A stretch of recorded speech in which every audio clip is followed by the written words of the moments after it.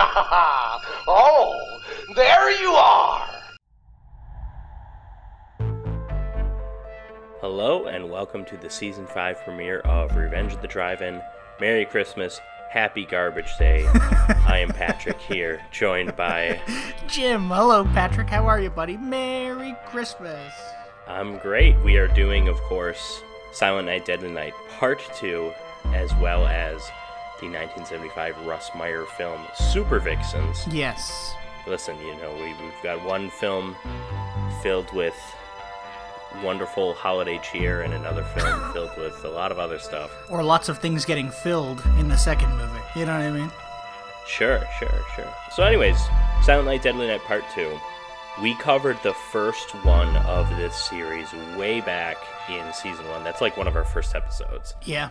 But of course, you don't need to watch the first one to catch up to speed because the film itself is told roughly half and half in flashback. And it's actually, most of the movie is flashback.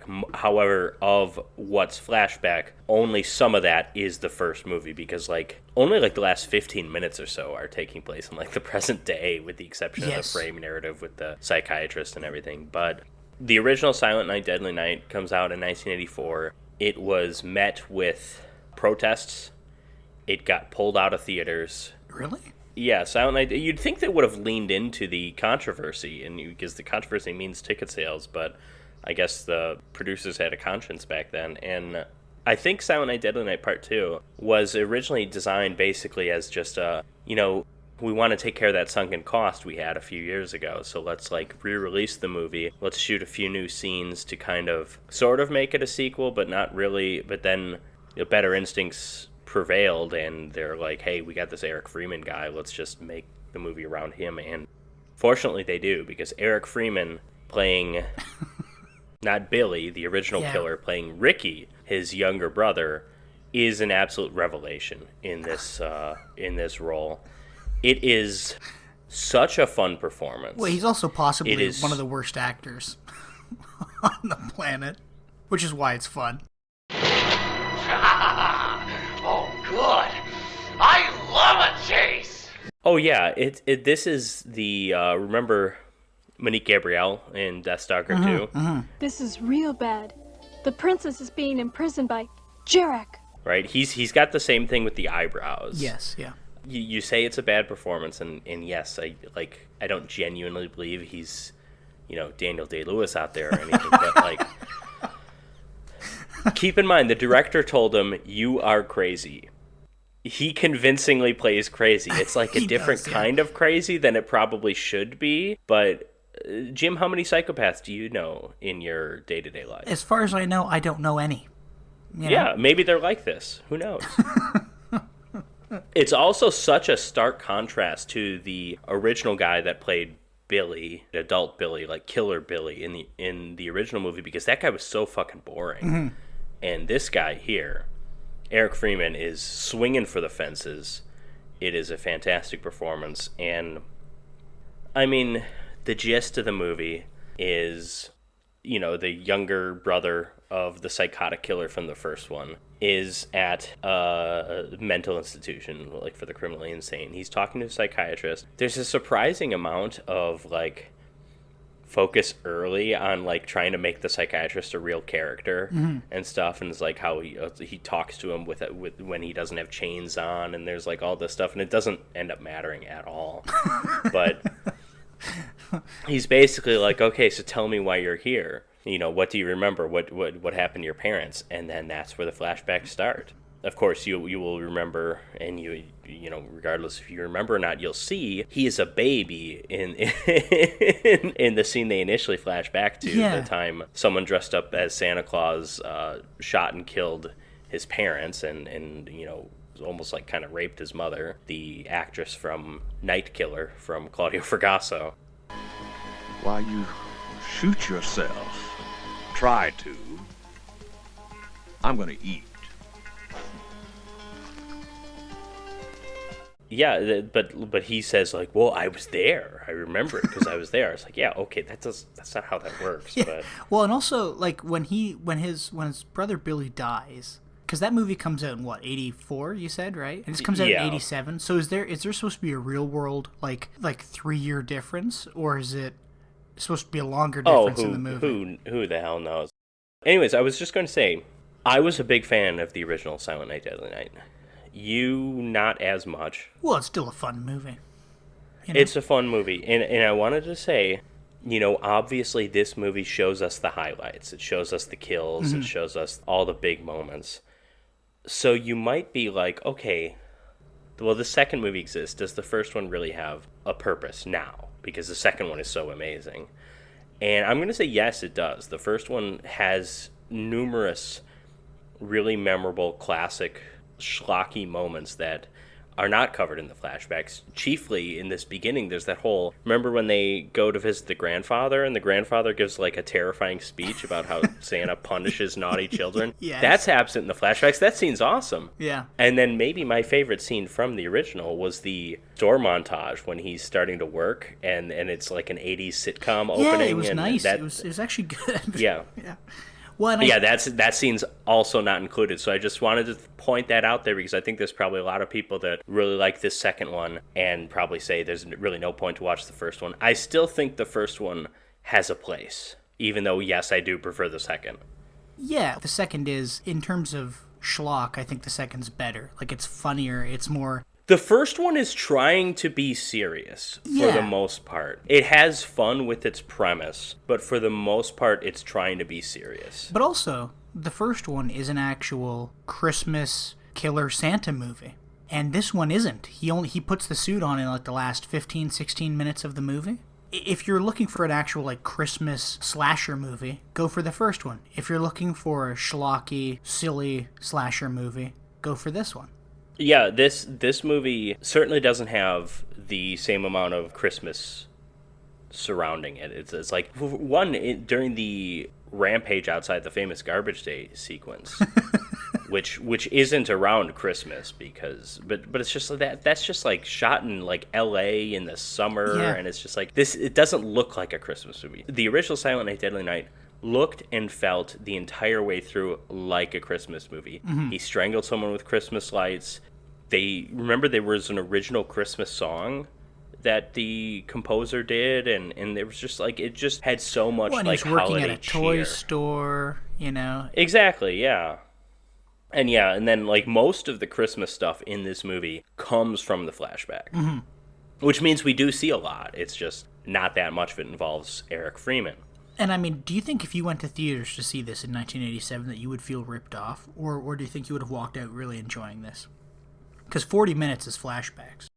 Yeah, but I think it all comes down to if you had actually seen the first one or not, because the gist is that a lot of people hadn't, which is why the only reason why this movie was made, Gotcha. I think.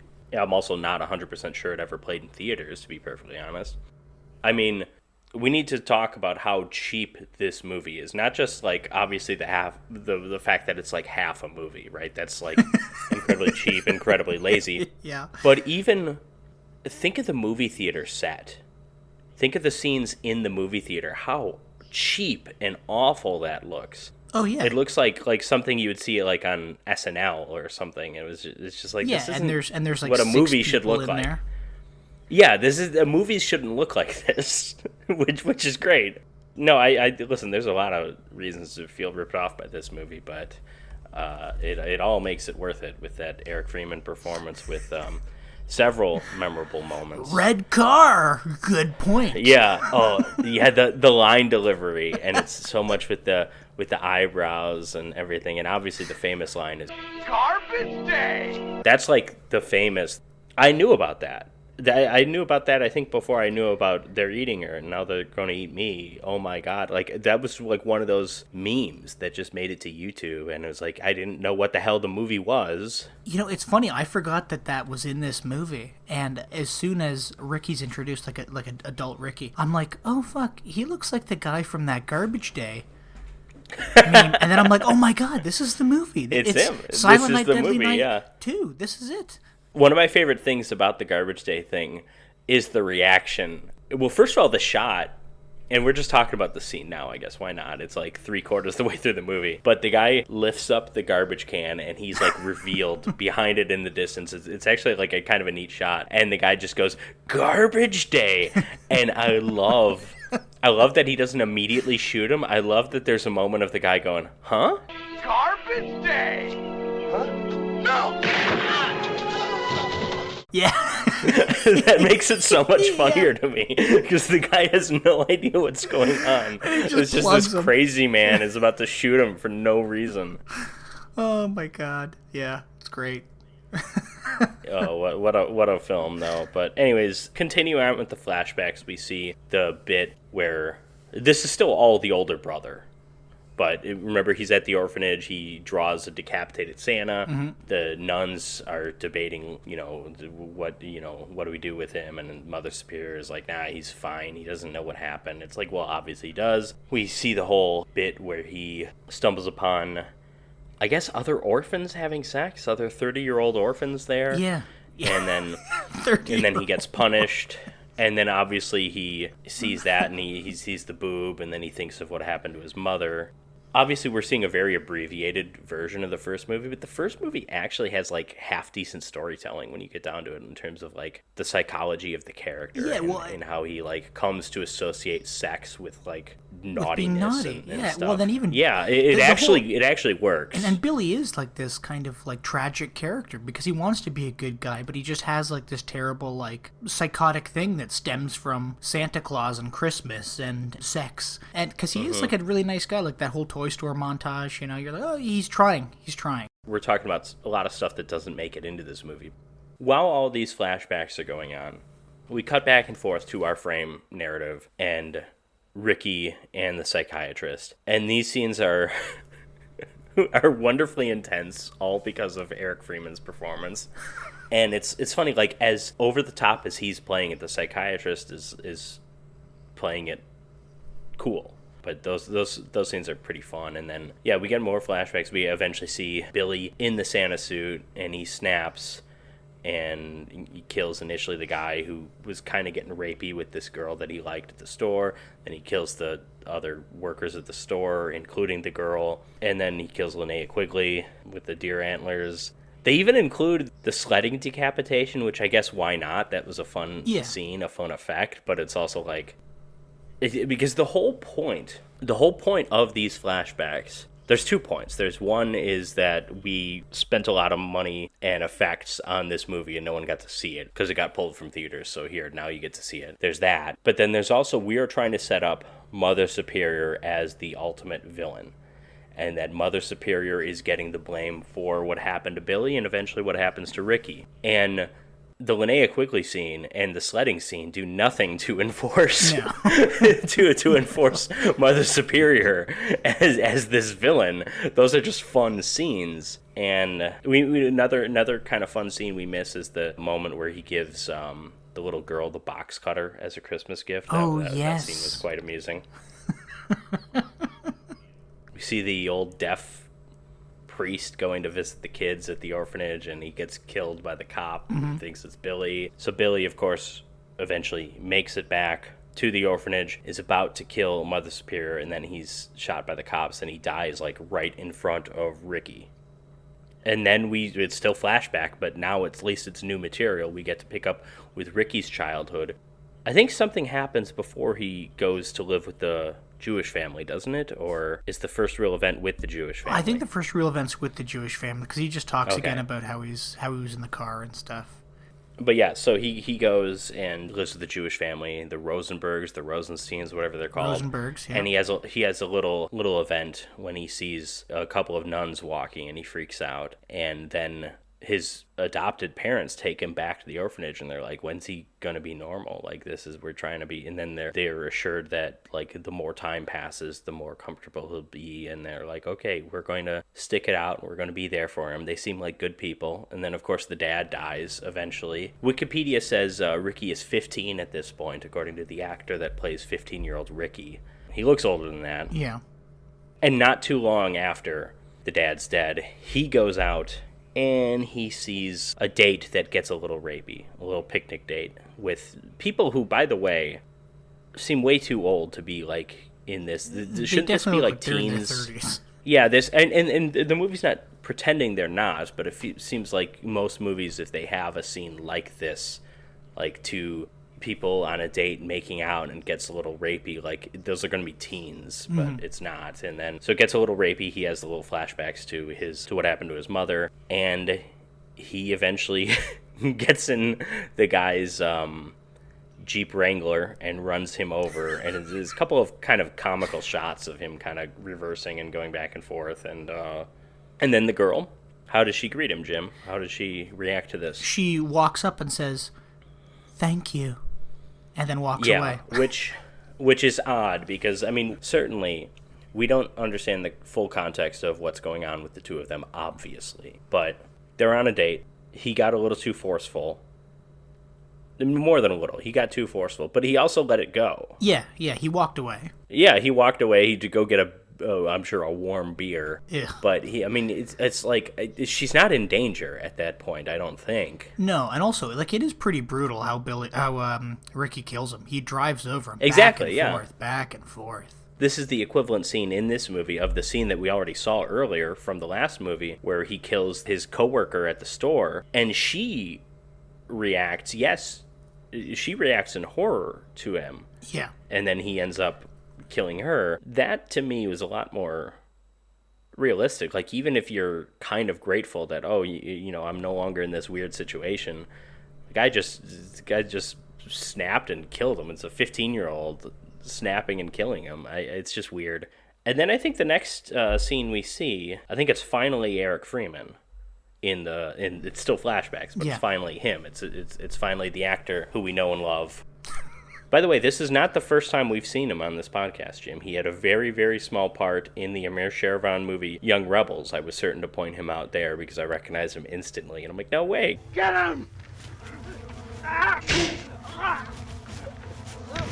Because I had always kind of thought Silent Night, Deadly Night Part 2 was like his only movie. He's one of those guys. Doesn't have a Wikipedia page. He didn't like stay an actor for too long. Yeah, I wonder why. And I think there were kind of like legendary stories of like no one knew what happened to him, and it's like as far as I know, he just ended up having a very normal non-showbiz life. Well, he had a bit of excitement, I guess, in his storied film career. Bingo! He has a meet cute with one of my all-time B-movie crushes, Elizabeth Caton, whose name is spelled wrong in the opening credits. I assume that's just how what she went by before she started spelling it differently. This is the same year as Slave Girls from Beyond Infinity, actually, so I would have to go back and see how they spell their name in that. Also, it could genuinely be a misspelling. I don't know. Also, before this, there's the mobster in the alley behind the restaurant when he's the dishwasher. Yeah, that scene doesn't really have a good setup. He just works there, and there's like some guy, and then he pokes an umbrella through him. Red and white umbrellas. And then he opens it, which is pretty cool.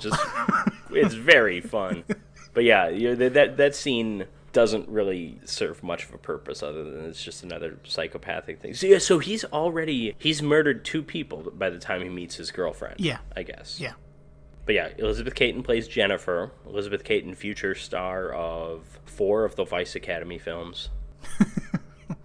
She initially hits him with her car, and he's like on a bike, and she like gets out, and I love that she like doesn't apologize. Like it's just immediately a meet cute. He's like, even his facial expression when he hits the ground, he's like, whoa. Like you just like see that like might as well be smoke coming out of his ears. He even overplays that. Yeah. And it's amazing. And then, of course, she, being the beautiful woman that she is, then they start go on a date, they have sex, and he tells the psychiatrist, "It was my first time. I thought that it was hers." And it's like, oh no. You already see where that's going. Which ultimately doesn't matter, actually. Yeah, it's not why she gets killed or anything. Well, she gets killed for essentially no reason. Well, she gets killed because she witnessed his murder and didn't react to it the way the woman did earlier. He's looking for that kind of acceptance. Yeah.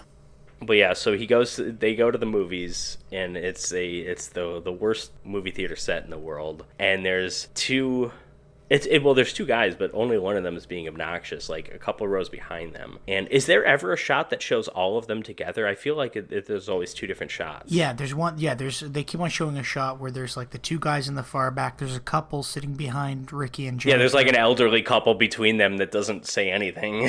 Yeah, and then they're in front of them, and you keep on having Ricky like turn and look at them. It's all this like, oh, come on, when's the movie starting? Like, just annoying stuff. Yeah, throwing popcorn, being menaces. Ricky gets up, says he's going to the bathroom or something, but really he just ends up back there to beat up. And as far as I know, he doesn't kill the guy. He just beats him up.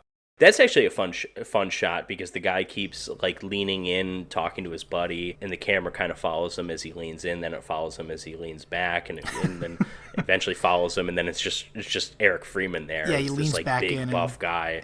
Yeah. When also they're sitting down to watch this. And movie. this is when the ex-boyfriend comes up. Well, and then also there's a lot to say about this scene because they are watching Silent Night, Deadly Night. That's exactly for some it. reason. Yeah. And the girlfriend and Jennifer is like, he's like, what movie are we watching? And she's like, oh, it's a movie about a guy who dresses up as Santa and kills people. And then, so Ricky doesn't get up to go to the bathroom. He just says, punish. Oh, yeah. And he stands up and walks away. Yeah.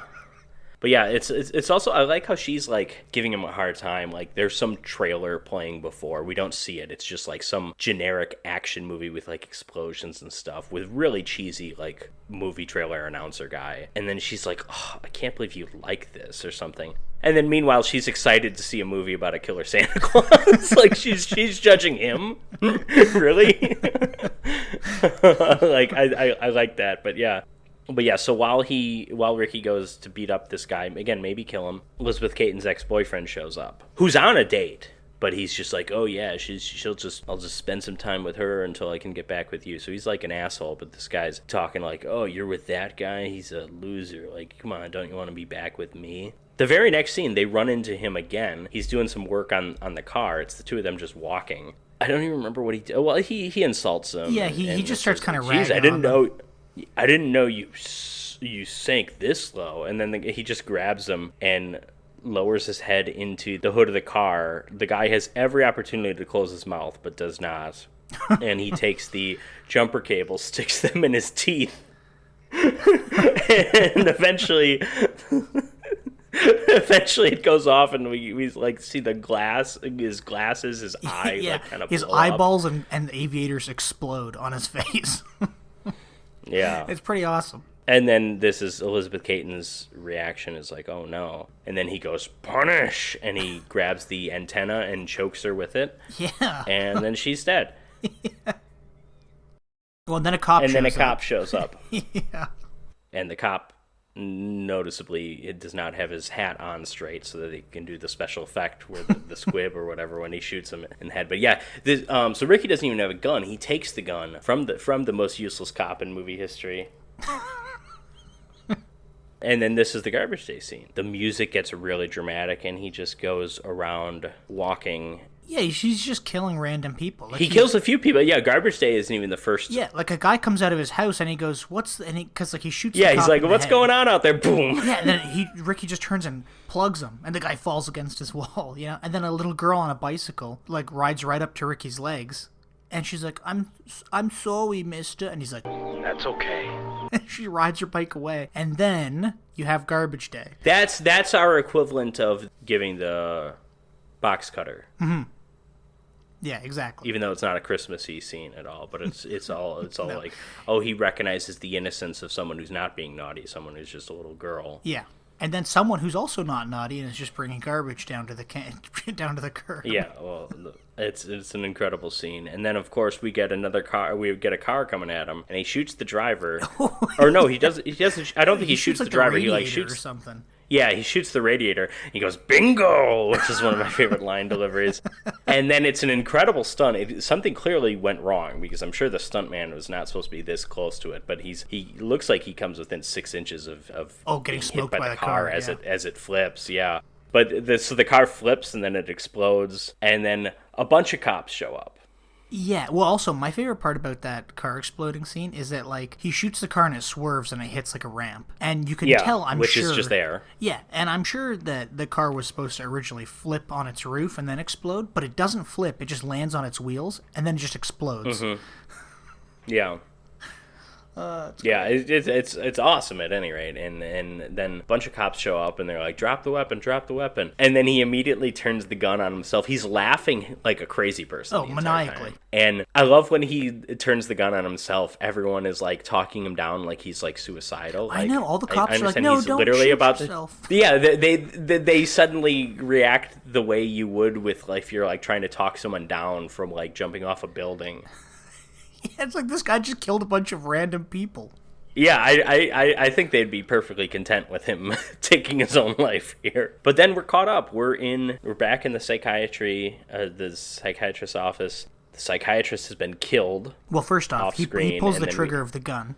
Oh yeah, he's out of bullets. He's out of bullets, so then he gets arrested. No bullets, or say he has a line like that. Yeah, and he's got like a finger gun pointing towards the psychiatrist. No bullets. Well, also, like, as you mentioned the red car earlier, the psychiatrist was taking notes because the Jeep Wrangler was red, and it's like red car, and he's trying to make some connection to Santa Claus that isn't there, and then Eric Freeman sees the notes and goes, red car, good point. It's just like, I love it. It's like, it's almost like he's not taking it seriously. Yeah. But I think he is, and I think his direction was, you are crazy. And I think he pulls that off really well. Oh, yeah, I'm yes, sorry. He does, yeah. Anyways, so in the present day, the psychiatrist has been killed. We hear some, like, look out, he's loose, because he escapes. Then he goes and gets his Santa suit. Off screen, we hear, like, some, ho, ho, ho, hey, what are you doing here? And then, like, he, like, beats up a Santa Claus or whatever. Some cop has come back to Mother Superiors and said, hey, he's coming after you. And she's like, yeah, whatever. And for some reason, she's in a wheelchair, but she lives on the second floor of this house. And the address is 666, which is really stupid. Anyways, eventually, Eric Freeman busts in. He fights her for a while. It's a surprisingly lengthy chase, given that this is a woman in a wheelchair. Yeah. She's also got half her face melted. Yeah, it looks or like whatever. she's had a stroke or something. Or acid thrown onto her face. She looks like Palpatine. She looks like she's had acid thrown on, but I think they do say she had a stroke, and that's why she's in the wheelchair too. Bottom line is, it's a different actress. Mm-hmm. And so it doesn't have that impact. If you, again, this movie's not a very serious movie and everything, but, like, if you wanted this to be this, like, dramatic, like, oh, he finally gets to have his revenge, it needs to be the same actress. Mm-hmm. Because guess what? We see the other actress throughout the movie. She's featured heavily in the flashbacks, so it's like, this clearly isn't her, and it's like, whatever. But it's a fun scene. There's some great moments, some more great lines. There's oh, good, I love a chase. Like, he's just really, really having fun with that. And then of course she gets knocked down, and she gets knocked down the stairs. And yeah, she does. And she eventually is like, she tells him, "You're being very, very naughty," and then he, raising his axe, goes, "Naughty this," which is one of the great, terrible, like, one-liner type lines. Yeah, it's and then so he decapitates her, and then there's the other nun there that, like, opens her eyes and sees the decapitated head, and then Ricky also gets shot, right? Am I imagining that? Yeah, no, yeah, he gets shot a bunch of times by the police. Yeah, presumably killed, but he is back in the third one for whatever. Well, because he opens his eyes after he gets shot. Oh, does he? That's right, yeah. But yeah, so that is Silent Night, Deadly Night, Part 2. Jim, what are your thoughts on this fine, fine Christmas film? Well, is it a Christmas film? I don't know, but it's a pretty funny, pretty schlocky movie that's really entertaining, even though the first 40 minutes are flashbacks to the first movie. Again, I pointed out there are parts of the first movie that were really good that aren't in these, but those are fun. Mm-hmm. Those scenes, I mean, we get to see a little boy punch Santa Claus in the face. You know, we get a lot of, we get the deer antler stuff. Like, we get some fun stuff in that. I think just, like, to me, this seems like a bit of a ripoff, for a sequel to a movie about a crazy guy dressed as Santa killing people in kind of creative Christmassy ways. So not like a ripoff of another movie, but just like a ripoff in that you thought you were sitting down to watch an entire movie and you're seeing half of one. Yes, yeah. And then on top of that, too, like, Okay. I think, honestly, the only creative kill, or I guess other than the jumper cables, is the umbrella. Like, that one was kind of visually interesting. Yeah. But there's no, like, Christmas-themed kills. And like I said at the beginning, he doesn't even put the suit on until, like, the last 16 minutes of the movie or something. You could have done better with a Christmas-themed slasher movie, but it is what it is, and it's a cult classic, and for many reasons, and mostly because of what's-his-face's poor acting, Ricky's poor acting. Stop saying poor acting. This is a powerhouse performance by Eric Freeman. Okay, sure. It is. I mean, it's a bad performance, but listen, you're the guy who voted Monique Gabriela's Best Supporting Actress. Yeah, well, that was like did that in because the awards. because that was mostly for a tits. joke. Yeah, that too, I guess. Okay. Well, yeah, no, I mean, you can't take your eyes off him, though. Like, I understand what you mean. It's not a good performance, but he is so ridiculously compelling. He is, He yeah. chews the scenery, the likes of which I've never seen another actor do, quite frankly. There's so much joy in every evil little line delivery he has, like about the red car and about the I love a chase. Like, it's fantastic. It is so good. Really, this movie, I'm barely even talking about Elizabeth Caton because she kind of falls by the wayside because Eric Freeman, this is the Eric Freeman show. And again, it has the flashbacks to a movie that I like. Does it cheapen that movie a little bit? Yeah, sure, it probably does. But this movie is not cheapened at all by its lead performance. This movie is enhanced by Eric Freeman. This movie would be, if you have a different actor in that role, I would feel what you were saying earlier, and I would feel that the movie, that it's a ripoff, that I didn't get my money's worth or whatever. But Eric Freeman, I get my money's worth in every scene, you know? Yeah. He's just so much fun. And again, I like that original movie. The original movie was attempting to tell a story, and a much better story than this one. It was attempting to do something psychological with its character, which this movie doesn't really, it's just like he's kind of crazy and the red car, and that's like it. What didn't work about that first movie was the actor that played adult or 18-year-old or whatever, Billy. Mm-hmm. He was so boring. We get a massive upgrade. Is he any better? No, not necessarily, but he's so much more entertaining. Yeah, and that's what makes this movie entertaining. He's really the only reason why this movie's entertaining. If you had any other actor who was playing this safer, I guess, it wouldn't be half as funny or interesting to watch. I mean, it's like the B-movie equivalent of like one of those wild Nicolas Cage performances, right? Yes, that's Nicolas exactly Cage does this kind of shit in like mainstream movies, but it's wild. It's so good. I honestly, like, this is one of my favorite B movies of all time. And the more and more I think of it, it really is the Eric Freeman performance. Like, I like the umbrella stuff is fun. Obviously, the garbage day scene is legendary. But I don't actually love that many individual scenes otherwise. And even though I love Elizabeth Caton, I feel like she's underutilized. They shot the sex scene too tastefully. I wanted it to be just more blunt and Russ Meyer shot, yes, if you will. Yeah. But I really do love this movie. I think this is up there, not in terms of creativity with something like Sleepaway Camp or Pieces, but it's up there in terms of just like entertaining B movies, like entertaining so bad they're good movies, whatever you want to call them. Like, this is one of those ridiculously entertaining movies for me. And you really, like, if you haven't seen the first one, you can still jump into this one just fine. Absolutely. Obviously, I still think that first movie is worth watching. It's not going to be for everybody, but it's definitely a different style of storytelling. It's certainly less blunt than this. Yeah. It's much more nuanced. Not that it's like an incredible drama or anything, but yeah, no, this movie's just so damn good. It's so much fun. It is, and this is a movie, and again, and not to really harp on about the Christmas thing, but if you want to put a movie on around the holidays, it's a shitty B movie, put on the first Silent Night, Deadly Night. If you just want to put on a B movie that's going to keep you engaged and make you laugh, and like a cool hangout movie, then put this movie on. So you're suggesting a non-Christmas watch for this one, potentially? Like, just throw it on in the middle of March or something? Yeah, because I don't think it really has much to do with Christmas until, like... It really doesn't. Because most of it happens in the summer, and then It's at the very end that he steals the Santa costume.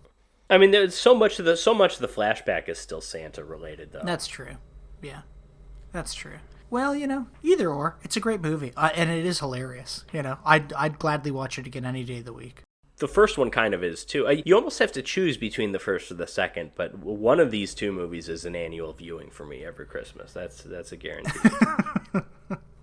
And this I do think is more entertaining, but the first one has a bit more of a serious affair while still being, there's an inherent silliness, an inherent, shock value to any kind of like holiday slasher, obviously, but that's, Well, are you ready to move on to Supervixens? Sure, Jim. What do you know about director Russ Meyer? Is this your first Russ Meyer joint? As far as I know, it is, and I did a bit of research. And it's interesting. He was in World War II as a cinematographer. He was 15 years old. Oh, wow. After the war, he hired a lot of his Army cinematographer buddies to help him shoot his movies, which most have been, and by most I mean like 90%, have been these kind of like softcore porno type movies, or like sexploitation. Yeah. He is the master of sexploitation. He is easily the most renowned filmmaker in that genre. Yeah, and it's funny because I'd never heard of him before, and also he was good friends with Roger Ebert, which seems like an unlikely friendship. It does, but I was actually going to say something about this, is that for his movies being obviously not just exploitation, but sexploitation, you would think if any critic watched them ever, they would hate them, right? Mm-hmm. Not really the case with him. He was someone that was somewhat respected by critics. I think they appreciated his satire. But yeah, he did the movie Beyond the Valley of the Dolls, which of course we did the original Valley of the Dolls. The sequel is kind of like a parody. It's a sexploitation comedy, kind of making fun of the hippie movement. And that's directed by Russ Meyer, starring, a lot of the same women that he would have in all of these other movies. John Lazar is in that. He plays the boyfriend of the people that rob the main guy in this. He's also the villain in Deathstalker 2. But Ebert co-wrote that movie, I believe, with Russ Meyer. He might have been the sole screenwriting credit. It's Roger Ebert's only screenwriting credit. It's Roger Ebert's, as far as I know, only foray into filmmaking himself. And that movie's a very entertaining movie, by the way. I think that's the only other Russ Meyer movie I've seen. Well, he was making movies into the 2000s. Like 2001 was his last film, and it was a mockumentary. Oh, wow. Okay. Listen, the man was obsessed with one thing. And what was that, Jim? You can tell even just in this movie. Breasts. Of course. Not just any breasts. Giant ones. I think he's one where he had a few wives, and you look at pictures of them, and it's like, oh, yeah, he had a type. He was married to somebody who was in his movies for a while. I think he's been married a couple times. Yeah, well, also this movie, I recognized his face, but I couldn't remember his name. Charles Napier. He plays the cop, Harry Sledge, but he's also in Rambo First Blood Part 2. He's in the Blues Brothers. He's in, there's something else too. Silence of the Lambs, he gets his face eaten. Yeah, that's it. That's what I was thinking of. Austin Powers, Feed My Fish. Not too much. Oh, yes. Yeah, that's it. I actually, you already spoiled it. I was going to say, we're going to see him later this season, because we are doing Rambo First Blood Part 2. But yeah, I know him from Silence of the Lambs and Austin Powers probably the most. But he's like a classic character actor, usually like military or cop. He had that kind of like, almost like R. Lee Ermey type. Yeah, he has that look, he has that voice. Mm-hmm. Good God. He's back. Well, in many ways, the big boy never left, sir. He's always offered the same high-quality meals at competitive prices. Shut up. Some of his earliest successes came with Russ Meyer. This is like the third or fourth movie he did with Russ Meyer. And eventually, not that he became a star, but eventually moved into more mainstream stuff. So good for him. Yeah, and I mean, he's fantastic in this movie. I think he actually gives, the best performance by far. He's genuinely terrifying in one scene in this movie. But this movie, Supervixens, it's kind of devoid of plot. You get plot for like the first 20 minutes, and then it just kind of rambles on until it ends. But it's about a guy who is married to this real see you next Tuesday of a woman named Angel, or Super Angel. Super Angel. They're all super for some reason. Exactly. That's never explained why. No, but I kind of like that. I like that bit of, like, Supervixens lore. Yeah, so her name's Super Angel. She's a real see you next Tuesday, and she's constantly accusing him of cheating and treating her poorly and stuff like that. And we'll get more into this later, but she gets murdered by the cop, Harry Sledge. And everybody in the town that he's in thinks that Clint, the husband, did it. So Clint has to, like, leave town, and he just kind of runs into, or he falls into, rather, these situations where has to deal with these big, busty women who all have super in front of their names, who are trying to have sex with him. Who all throw themselves at him. He usually doesn't want it, but isn't strong enough in saying no. By the way, I have seen a shocking amount of movies with this type of archetypal storytelling, whatever you want to call it, this plot. All of the Confessions movies from the 70s, which were British sex comedies, it was like Confessions of a Window Cleaner, Confessions of a Taxi Driver. They all follow the same thing. It's just like some lowly kind of guy who just goes around and like women just throw themselves at him. Yeah, which is... I think, though, in more recent years, I think we see a movie like Ryan's Babe, which I think has some similarities with this. I'll have another one, Jim. No more today, Bill. Please escort this gentleman to the door. Just odd that, like, it's a road movie, and you're right, there's not much plot, but it's just, like, it's kind of, there's just vignettes. There's the farmer's, I want to say farmer's daughter, but it's the farmer's wife, who's my favorite. Oh, that's the best part of the movie. Ushi Digard, whatever her name is. She was a Russ Meyer regular. There's Richard Pryor's wife, which is the mute... Oh shit! I didn't even know that. The mute that's woman. His wife. It's Richard Pryor's like third wife or something. Yeah, I don't know. Second wife. I don't know. There's John Lazar and his girlfriend who rob him. Yeah. And that's most of them, right? Yeah, and then obviously Supervixen at the end, which it goes on for a while. Yeah, which is I forget the actress's name, but she plays Super Angel and Supervixen, and then I guess like Super Angel's witch ghost, naked witch ghost on top of a mountain. Yeah, well, I guess to get into this movie, it begins with this guy Clint. He's working at a gas station in this middle of buttfuck nowhere town. Also, by the way, there's lots of weird German Nazi stuff and Austrian stuff. Just with the gas station. And then the farmer's wife plays an Austrian actress. Yeah. But the whole thing is she's supposed to be like a mail order wife. Like it doesn't matter that it's Austrian. It could have been Russian. It's just Ushi Digard was probably from Austria or something. Well, she gives the Hitler salute at the end of the scene. Oh, does she? Yeah. Okay. But yeah, the gas station, it has a name, and it's named after some war criminal, like Hitler's private secretary. Yeah, what was it called again? Do you remember? That's a joke that just doesn't work. Martin Bormann's Super Service. That was Martin Bormann. And Martin is the guy who runs the gas station. Martin Bormann. Yeah, was Hitler's private secretary. So I don't know what the point. Like that's a joke that just doesn't translate. Yeah, I don't really see what's supposed to be funny there. Yeah, because like the movie opens up with Martin, presumably Martin Bormann, driving a tow truck into town, and he's listening to German music. But anyway, so Clint is working at this gas station, and this woman pulls up in a sports car with Super Lorna written on the side, and her name is, you guessed it, Super Lorna. And she's immediately flirting with him. And his girlfriend, Super Angel, or wife, I guess, Super Angel calls. Wife, yeah. And Martin's like, okay, yeah, I'll hand him the phone. So he's got to go over and talk to Super Angel, and she's immediately like, how come you're not here? Why aren't you home? And Clint is like, I got to work. I got to make money. And she goes, well, come home and have sex with me. Oh, I enjoyed this, like, each time, because it's shot, we see her on the other end of the phone, we see him. Yes. Each time when it comes back to her, she's, like, in a new pose. Yeah, like in a new states sexy of pose. undress. That was kind of funny. Yeah, and then while that's going on, Super Lorna's getting her top off and putting on like a... Switched into her Daisy Dukes outfit. That's basically. exactly it. And she's trying to pick up Clint. And then... There were also some really funny shots when she picks up the phone and is talking to and it's just his from her wife. bust. Yes, the shots from... It's a low angle, but it's like... You can barely see her face. Her boobs are just covering up the entire screen. That was pretty funny. Yeah. Well, Clint hangs up, and Super Angel calls back.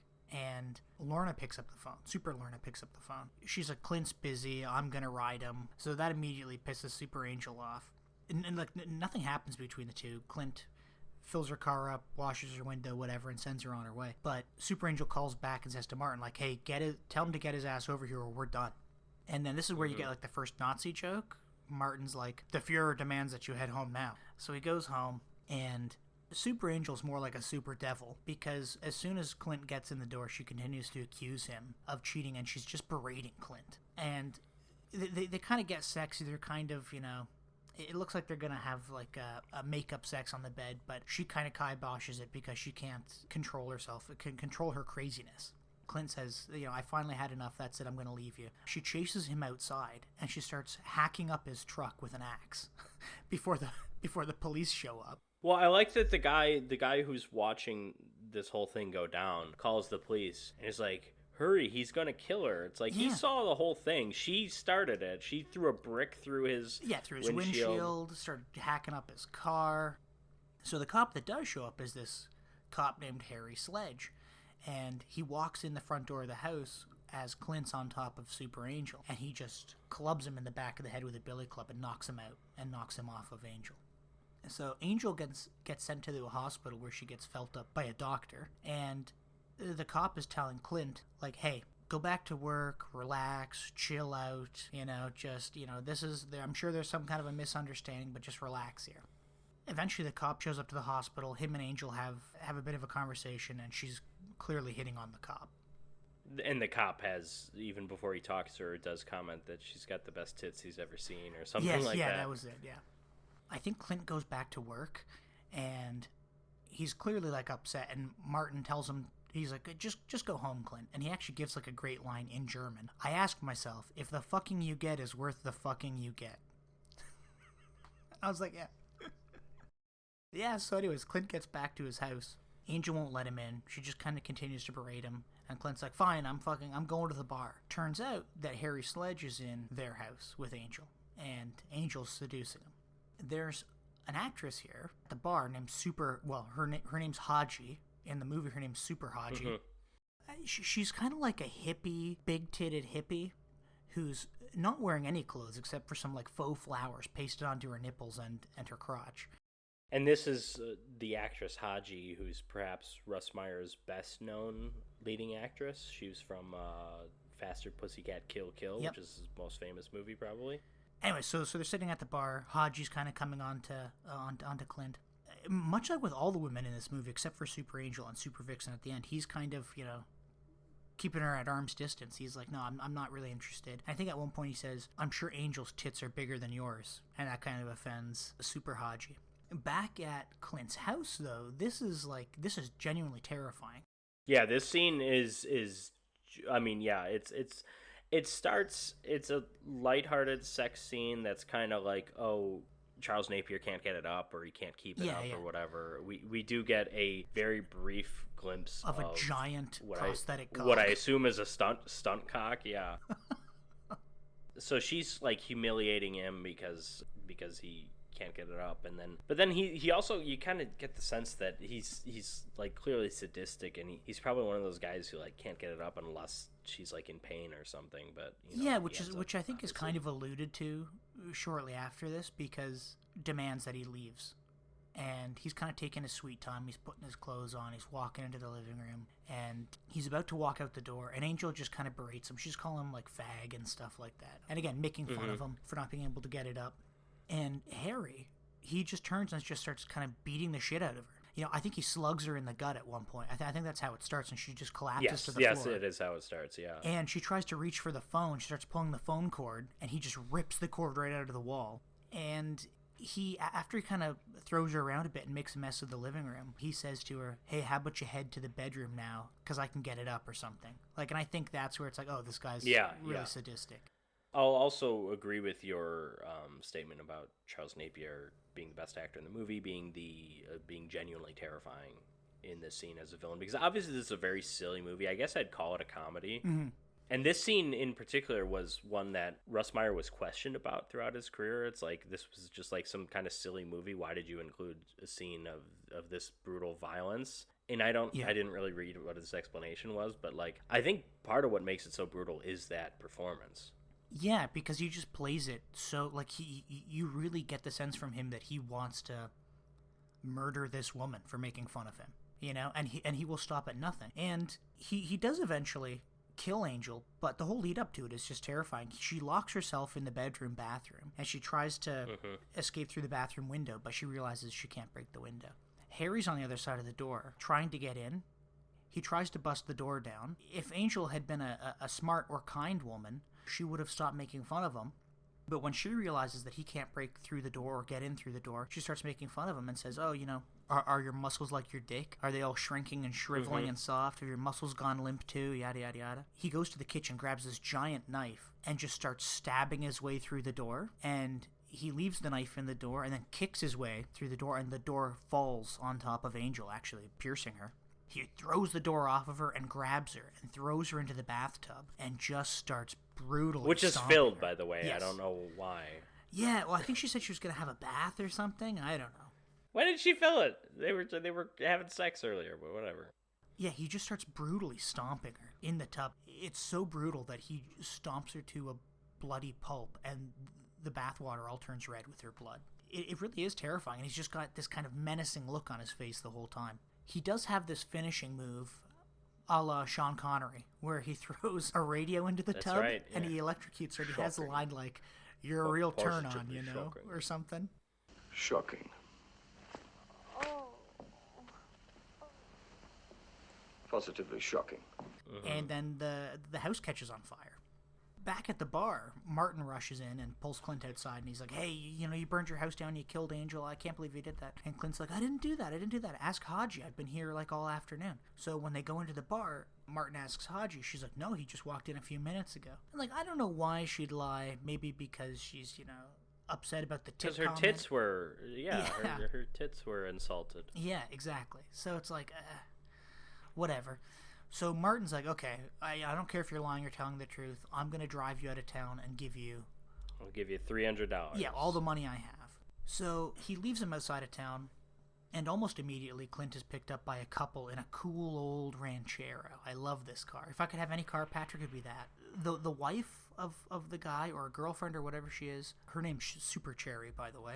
Yeah, that's right. She starts hitting on Clint immediately and telling him how easy it is to for her to make herself orgasm, and she starts kind of fondling Clint. Oh yeah, she came in the shower, didn't even touch herself. It just happened earlier. That's what she was talking about. I know, and she's like, all you gotta do is rub under my breast, see? And she grabs Clint's hand and stuff. Again, if this was kind of a funny sex comedy, you'd think he'd be all into it, but he's not. He's like, please, I'm not into this. Can you please pull over and let me out? And the boyfriend is offended that Clint won't take his woman's advances. So he gets out of the car to fight him, and the couple do kind of team up to kick the crap out of Clint. And the boyfriend steals Clint's money, and as he's about to get back into the car to drive away, a rattlesnake jumps out from under the car and bites him in the ankle. And he starts freaking out. And he's asking Sherry to suck the venom out of his leg. And she leans down to do it. And I guess she doesn't do it well enough. And he goes, you never were good at giving head anyways. And then he rips her clothes off before they both bundle into the car and speed away down the road. Presumably to a hospital, I hope. Again, very quickly after that, a farmer comes along and picks Clint up. And he takes him to his farmhouse, where he has a busty Austrian mail-order bride named Super Soul. And played by Ushi Digard. Oh, and she's great. Probably Russ Meyer's second most famous leading actress, I would assume, maybe. But yeah, she's a lot of fun. She's the best looking one, in my personal opinion. I think so, too, yeah. She also plays the telephone operator at the end. What was that about? Sledge calls on uses a payphone, and he calls the operator, and there's just a naked woman at a train tracks that answers it, and that's her. I don't know. I don't know what that was about. There's a couple scenes. There's a scene after this whole farm scene where somebody asks him if he wants to come up to his fishing lodge, and he turns the guy. He goes, "Oh no, I won't, thanks." And then it cuts to a blonde woman with the biggest tits ever riding this guy in bed for 15 seconds, and it cuts back to the movie, and you're like, okay. Yes, that was not, yeah. You're like, oh, okay. Yeah. But anyways, this Super Soul, she's going to throw herself at Clint, and she does. That night, Clint is trying to sleep, but this, he's like a senior. This old farmer and his wife they're really fucking hard, and they're shaking the house, My favorite part about this is when he was outside doing farm work, and then you just see the two of them in the window. Yes, that was funny. Yeah. Super Soul, she drains her husband and puts him to sleep, and then immediately comes into Clint's room and jumps on the bed, and she's trying to have sex with him. But Clint is like, no, get out, and he throws her out of her room, or out of his room, rather. So then we get this montage of Clint doing various farm work while the farmer and Soul are just like fucking in the background. There's like a shot of them like laying in the field having sex. They're on a swing having sex. They're in the barn in the window, like you just mentioned, having sex. Mm-hmm. They're standing up and walking around the field having sex, which I think is like genuinely the most comedic part of this movie. The farmer eventually he pays Clint for all the work he's done, and he's like, I got one more job for you though. Can you go up to the top of the barn and just throw down the hay for me? So he goes up and starts doing that, but Soul is in the barn milking a cow very provocatively, and she climbs up the ladder and essentially rapes Clint. She jumps on top of him and holds him down, and he's like, no, I don't want this, your husband's gonna see it, no, please get off of me. And she just has her way with him. And there's a lot of stuff in this movie where I haven't really touched on it yet, but there's like a sex scene has just happened or it's going on, and then we'll cut to something vaguely sexual. At one point, I think it was like after Clint and Angel had sex at some point, he's at like the mechanics and he's hammering like this round disc onto a tire. Yeah, that's right. And then here we see the farmer, he's using an auger, and as he's drilling deeper into the ground with this auger, the Super Soul's screaming louder and louder up in the top of the barn. And actually, the whole barn shakes. I liked this shot. The farmer's outside on the auger, and the whole barn is rocking. And the farmer, he obviously finds out what's going on, and he chases Clint off the property with a pitchfork, which I tell you, this guy's got an arm. He can throw that pitchfork pretty friggin' far. Oh, yeah. He comes back after he chases Clint off, and he punishes Soul by clocking her in the jaw. So then she's laying in the hay in the barn, and she just Nazi salutes and she goes, jawohl, like, yes sir. The farmer, on his way back down the ladder from the top of the barn, he falls and lands on the pitchfork, which spears him in the ass. And then that's it. That's all we see of those two. Clint then makes his way to a motel run by a man and his deaf/mute daughter named Super Eula. The father warns Clint, he's like, hey, stay away from my daughter. And he says to the daughter, hey, stay away from this fella. But Eula does convince Clint to go for a buggy ride in the desert. And she tries to seduce him, but her father finds out. This is kind of a similar story we're getting all throughout the movie. The father chases Clint out of town. But then there's like this weird scene at the end that comes out of nowhere where like they're on this desert road, and then we're shown... Oh, with the weightlifting? Yeah, then we're shown Eula having sex with like this strong man in the middle of the road. Well, and the point of that is too because Eula is mute. But her first words are, keep it up, like as the guy's bench pressing, which is a joke about his penis. But I'm not really sure. I just don't know why it exists in the movie, I do think Russ Meyer is being satirical about this. I think Russ Meyer, his entire career was constantly fighting against censorship. And so I think something like that is probably thrown in to be like a, we're not going to see them have sex, but she's still going to say the same things that they would. I don't 100% understand it, but I do know that by the way was his. I don't know why he would have conceived this, but yeah, me neither. Well, his the entire point of having every woman have enormous breasts was because it almost feels like even when they're not nude that you're seeing nudity, and that's like kind of a way of getting around censorship. But then you also see them nude plenty of times, so I don't really understand. But yeah, it's certainly, and again, this is why I said kind of at the beginning of this that there is no plot. It's just Clint heading from situation to situation where he gets chased out of town or is hit on by a woman, until eventually the plot picks up again, where he does come to Supervixen's Oasis, another gas station and diner. Mm-hmm. Supervixen is played by whatever the hell her name is, who played Super Angel. Sherry Eubank. I think this might be her only movie, or one of two movies. She's also Chesty Anderson, USN. Excuse me. Oh yeah, is that like a Navy comedy porno or something? Isn't that it? That looks very much like it's trying to be a Russ Meyer film, and it probably is considerably worse, but I don't know. I haven't seen it. I do like the title. Yeah, it's great. Which, if I'm not mistaken, did Russ Meyer... there's one movie... That might have been his movie, actually. What's it called? Chesty Anderson? It's not him. I'm trying to think. There's like a movie... I don't think it's Russ Meyer, but it seems like it would be. It's like a woman with like 77G breasts or something, and it's like 00 Jesus Christ. 77 or something like that. It's like a spy movie. I'm trying to look up what that is because I'm trying to find out if that's him. Double Agent 73. Here we go. Double Agent 73. Oh no, it's Doris Wishman. Okay, Doris Wishman was also a renowned filmmaker for sexploitation films, but and I believe she did do hardcore films also. Russ Meyer, I believe, never did. Chesty Morgan in Double Agent 73. Yeah, I'm so looking. yeah, it wasn't right it wasn't just Russ Meyer is the point. There were other movies like this. Oh, and also this was a sequel to Deadly Weapons, of course. Yes, of course. Seeing is believing. 73, 32, 36. That's funny. Oh yeah. my god. That one again, not technically a porno film, I don't believe, but Harry Reams is in it. It was one of the big male porn actors of the day. So yeah. Anyways, it was a fascinating time with this.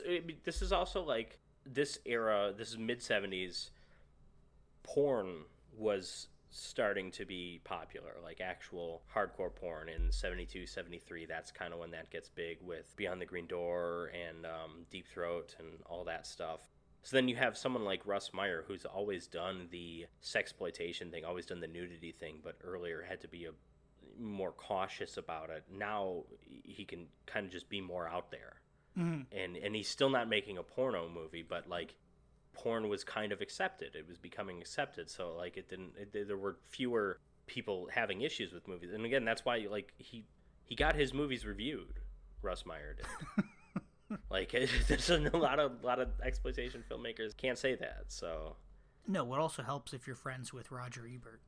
Well, yeah, but I mean also like this. We're talking early Roger Ebert. Like Roger Ebert probably wasn't a big deal back then. No, but he was probably still he could have been reviewing them for whatever newspaper he was working for at the time. Well, sure, but yeah, Gene Siskel reviewed Supervixens and gave it a negative review, but he also like in his review was kind of pointing out like he's made some good movies before. It's just this isn't one of them. He's just like this movies normally are a lot more humorous than this, and this was just more violent and stuff. It's like, okay, so like even in a negative review of this exploitation film, he's still kind of paying respect to this exploitation filmmaker in a way. Mm-hmm.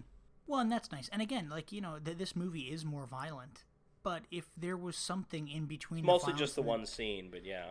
Well, yeah, if there's something in between the beginning and the end that had any weight or any or was interesting in any way other than just tits and women throwing themselves at Clint, then it might have gotten different reviews, but there is nothing in between the beginning and end, pretty much. This is just a romp of Clint getting jumped by various women who he's turning down or running away from their partners or fathers or whatever, until he meets Supervixen. But Supervixen, like I said, she's Super Angel, looks exactly like Super Angel, but she's nice and loving and kind and caring. And she's running this gas station and diner all by herself.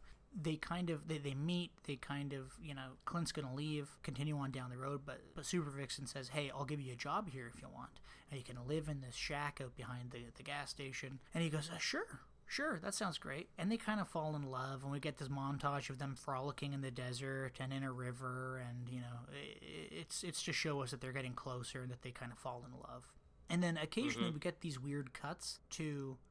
At first I didn't know what was going on, but I guess it's supposed to be like the spirit of Super Angel on like this craggy Yeah, I think rock. The idea is Supervixen is like a reincarnation of Super Angel, except her personality is completely different, so I don't really understand the point.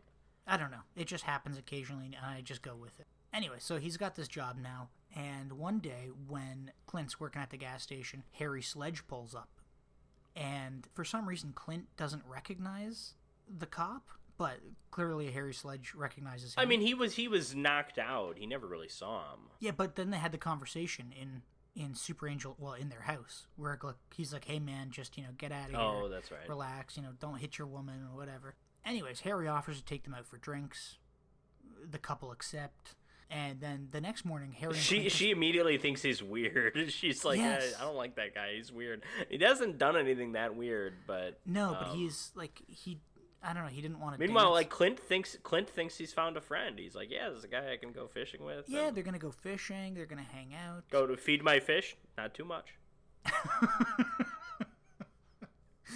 But yeah, so the next morning, Clint goes to wake up Harry, who's staying in like a motel, and he goes, "Hey, I'm ready to go fishing. Let's go." And Harry's like, "Oh man, I'm feeling under the weather." He's pretending to be hungover or whatever. And he's like, "Hey, if you got jobs to do today, go do those. We can go fishing tomorrow." And Clint's like, "Okay, fine." So he heads out of town to do whatever other work he had planned. And as Clint leaves, Harry lures Vixen out of her house by saying that they got the truck stuck off-road and that they need a tow. And Supervixen comes out and very quickly realizes that Harry's lying. So Harry kidnaps Vixen and calls Clint on the radio to come and get her. I don't know why he's tormenting Clint. There's no reason. There's nothing that happened in between Harry Sledge killing Angel and what's happening now. There's no connecting thread. No, other than him just being kind of a sadist, like we established. Like, it'd be different if, like, he was trying to pin Angel's murder on Clint to take it off of him, and he was trying to track him down to bring him back or to kill him, whatever, just to yeah, there doesn't seem to be a connection between those two events, I agree. Yeah. So, anyway, he's got Vixen, and he takes her up a mountain and, like, ties her down to the ground. He, like, pegs her in. And then he starts throwing dynamite at Clint as he's trying to make his way up the mountainside. Harry then pulls out like this extra long stick of this stick of dynamite with like an extra long fuse on it and plants it in the ground between Vixen's legs. And he's got another great line where he says, "This will be the biggest bang you've ever had." This guy's full of one-liners. I love him. And Clint, this whole time, is just desperately trying to make it up the side of the mountain to save Vixen. And, like, Harry's, like, throwing dynamite at him and also, like slingshotting dynamite at him. Clint is getting closer and closer to Vixen. But Harry shoots him, like, 3 times, like, one in each leg and then once in the chest. And then Harry realizes he's out of ammo, so he just pulls a knife out of his boot and throws it and pegs Clint in the leg. Yeah, it's a good toss. By this point, Clint's like unconscious, and Harry drags his body on top of Vixen and plants the dynamite between Clint's legs. That's, this extra fuse is still going on. And Vixen's desperately trying to wake up Clint to get him to, to throw this dynamite away. And she can't get him to wake up, and the fuse runs out. But the dynamite's a dud. So she's like, "Oh my God, thank God." Harry runs down and grabs the stick of dynamite, and he brings it down to like his bag of other dynamite because he's gonna kill them in a different way. And as he's rummaging through his bag, the fuse goes off again, and he turns to the camera a la Wile E. Coyote and goes, "Well." And then the dynamite explodes, killing him and exploding all the other dynamite in his bag. Yeah, that was a very, very cartoony moment. It was, though I kind of liked it. It worked though, yeah. Yeah. Clint and Vixen are safe. And then there's another cartoony Looney Tunes-esque moment where it then cuts to Ghost of Super Angel naked on a rock, and she goes, "That's all, folks." And then it's like, or is it? And then we just see Clint and Super Vixen frolicking naked in a field or in the desert, and then the movie ends. So, Patrick, what did you think of Super Vixen? I don't know. Yeah. I don't know. It's very cartoony. At times it was funny. It had one genuinely upsetting, disturbing scene. Which I think was the best scene in the movie. Yeah, I mean, the nudity is fun, know? I wanted a more fun lead character in Clint, or maybe a more fun performance or something. I thought the movie was at its best on the farm, not just because Ushi Digard is amazing, but I also thought, like, the scenes of her coming onto him and the scenes of him, like, that was probably when he was, like, most forceful in kind of rejecting the woman. Not, like, forceful in, like, a bad way, but, like, you saw the most of his personality there. I also thought it was funny when the farmer fell on his... on the pitchfork and he had that shoved up his ass. That was pretty funny. That felt very Fabliau to me, like as a medieval scholar. The Fabliau were old, like 13th century French poetry, most famously the Canterbury Tales, Chaucer, the Miller's Tale and the Reeve's Tale are his two. Fabliau, Boccaccio also does a take on them in the Decameron. just kind of bawdy, sometimes scatological humor, and just kind of like, you know, we're just having fun here. And that's what this movie kind of does, but it doesn't have the... I'm not saying it has no wit, but it doesn't have the wit of Geoffrey Chaucer, which, to be fair, almost nobody on Earth does. So that's not fair. But it's okay. I can't really imagine seeing this movie again. I mean, I'll have to, you know, for editing the video, I'll have to, you know, I don't know how many clips I can get of this, but you know, it's okay. I don't know. I feel like Russ Meyer's got better efforts out there. I know. Obviously, I've seen Beyond the Valley of the Dolls. That, to me, was a much more fun movie. I think that's the only one I've seen, though. But yeah, Jim, what about you? Yeah, I have a very similar opinion I don't know really what to think about it. I thought the movie was actually really interesting up until immediately after Super Angel's murdered by Harry. I thought the movie was going to go in a totally different direction. I thought it was going to be this kind of story where Harry's trying to track down Clint, and Clint keeps on getting wrapped up in all these kind of sex escapades. Yeah, it could be a revenge movie. It easily could be. Yeah, and eventually they were gonna, you know, come together. He's gonna take revenge or whatever. He was gonna prove himself to be innocent. I don't know, but there was just nothing. There's nothing in this movie other than tits.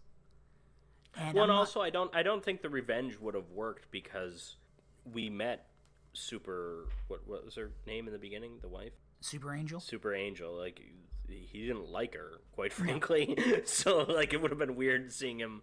Obviously, he didn't want her dead, but... No, and for that matter, I don't even think he knew that Harry Sledge killed Super Angel. Like, he had no idea. He probably didn't. Yeah, that's right.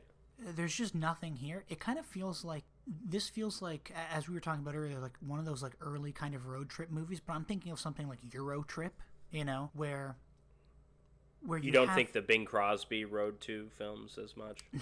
No, I don't think so. No. Road to Morocco, starring Bing Crosby and Ushi Dugard.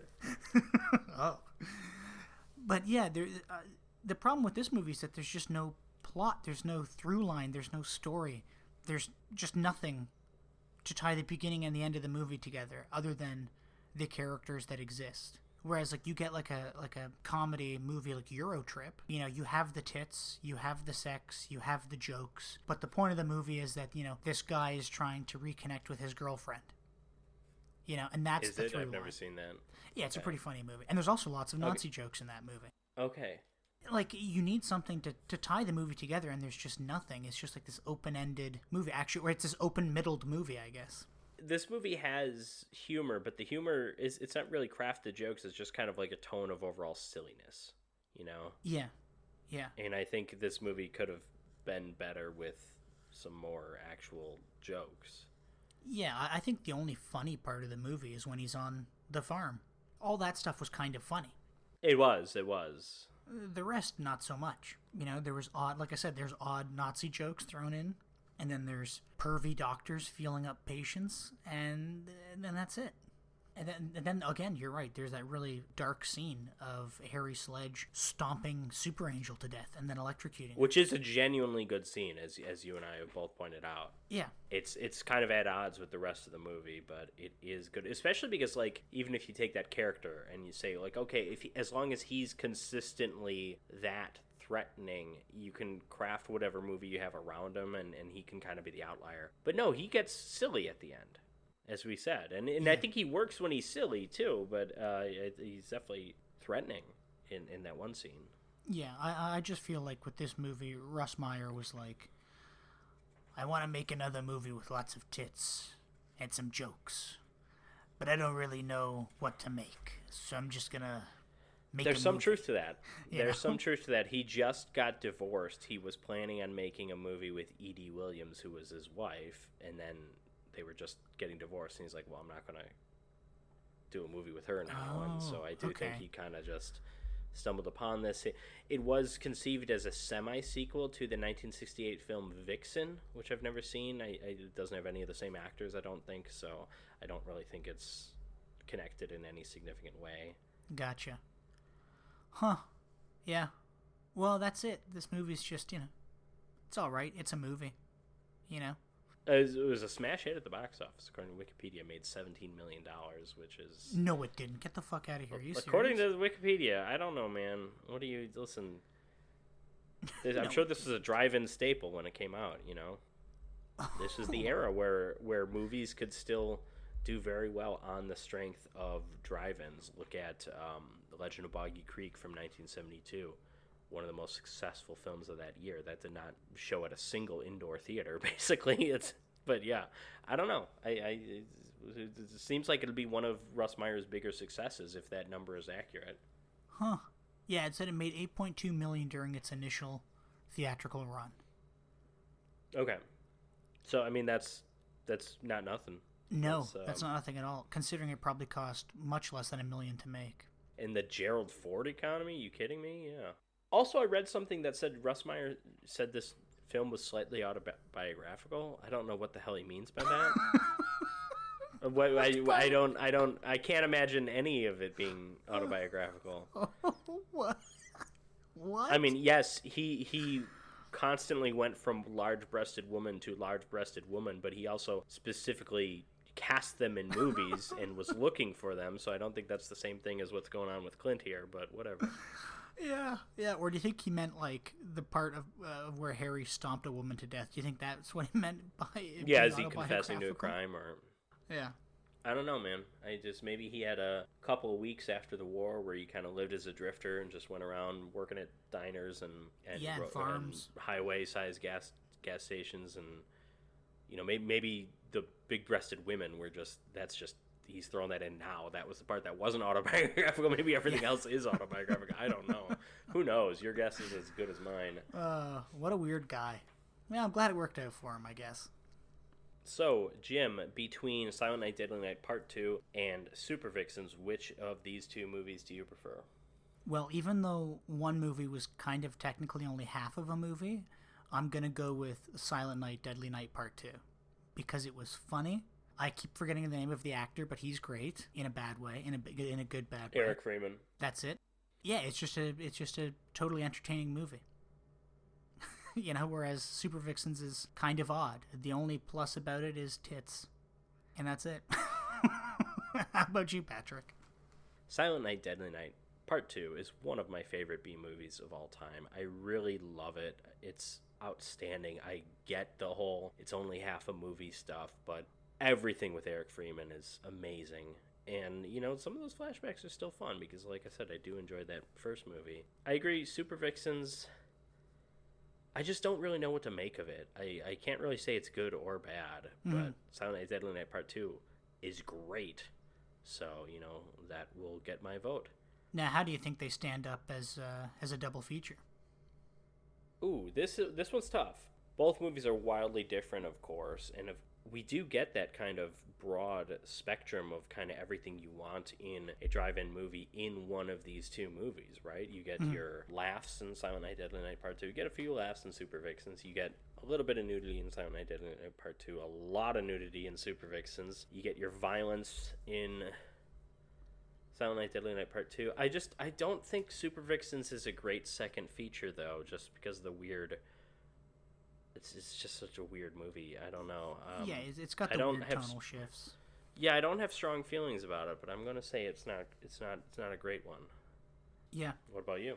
Well, that would have been my answer as well. I mean, that is my answer. It's just Supervixens is just kind of tonally all over the place, and it doesn't really mesh with Silent Night, Deadly Night. Because, like, the gore or the violence, I guess, that you get in Silent Night, Deadly Night is kind of funny and camp. Whereas the violence you get in Supervixens is like actual violence, you know. Until you get to the dynamite, and then it's silly. Yeah, but yes. And I mean, Supervixens is just too all over the place, and again, there's no actual story in between, you know. So that is a very good point. Supervixens has a scene that's far more horrific than anything in either the first two Silent Night, Deadly Night movies. Oh yeah, that's true. That's like undeniable. Yeah, it's just an odd movie, and I don't know how I feel about it, but I can tell you that Silent Night, Deadly Night 2 is pretty hilarious. So, you know. Merry Christmas, Jim. Happy Garbage Day. Happy Season 5. Yay, we're back. And here's what we're doing next time. We're going back to the 70s with Straw Dogs from 1971 and Don't Torture a Duckling from 1972. I have never seen Straw Dogs, but that is a movie with a good reputation. Don't Torture a Duckling, of course, one of Lucio Fulci's best films, one of the best giallo films ever made. A lot of nudity in that one, too, so get ready. Can't wait. All right, thank you, Jim. We'll see you next time. Merry Christmas, everybody.